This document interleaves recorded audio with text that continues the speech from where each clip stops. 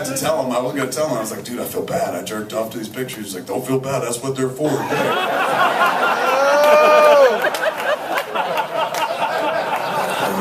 Do you remember hanging out with anybody? Who'd you hang out with on Dogma besides her and the heroine? Did you hang out with any of the other actors?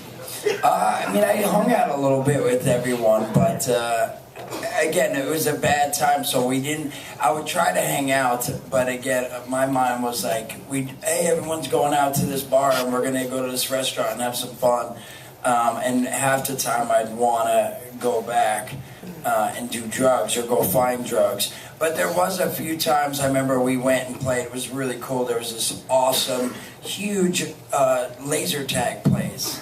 And they had like tunnels and all that. So at one point I remember the crew and everybody went down and we had this big laser tag game.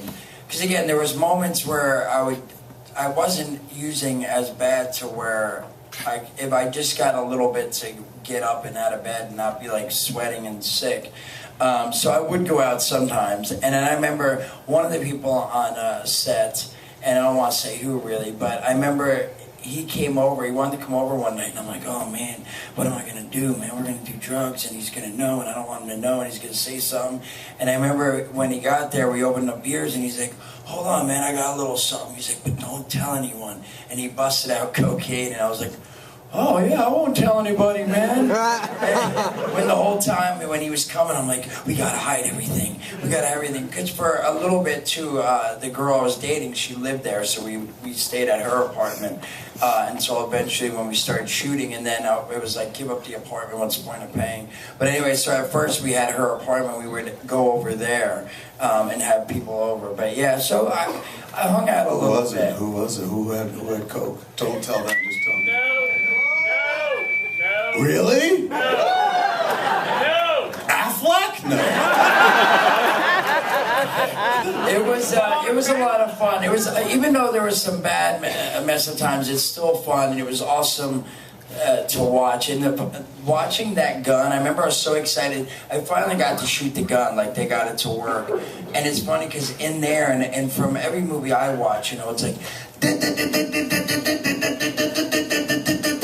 And I thought I was going to be sitting there shooting these blanks for like 5 minutes straight. And I was like, this would be awesome.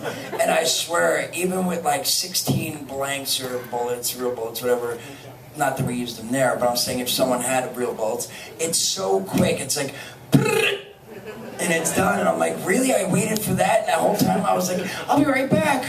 I'll be right back. I'll come back. It's going to be so much fun, all right? And then finally it worked, and it was just like, but it's so cool to see on the screen. I forgot. Yeah, it's like longer. And it took me forever to go. No, I didn't understand the. Like, what's the counting game? You waiting for the what I say? Count the shells. Count the shells. Yeah, and then I say no more. But then when I was getting high, I'm like, what is he talking about? Why did he write this? What didn't you understand? What part didn't you get? Saying no more bullwits, because the way I said it, right? I say no more bullwits. You're supposed to say like fucking Bugs Bunny, like yeah, no more bullwits. No, I know, but what you did was no more bullwits. Yeah. Why does he want me to talk like that? And then later on I realized it was funny, but again, I'm just trying to say that this, you're so sweet. You're like, I didn't believe in it, I didn't understand it, but I did it anyway. Yeah. You could get a cock in your mouth so easily. You said he wasn't on set. And there was a dude on set that now I'm still friends with. I shot a short film with him, and I wound up. Yeah, Billy. Yeah, Billy, and it's so crazy because this is when I realized like what a fucking fog I was in at moments. Is he was on set every day. He was Matt's stand-in and did his double and stuff for different things. And so he was on set all the time, and I hung out with him, he said. And I totally didn't know when I ran into him. His brother and I were friends.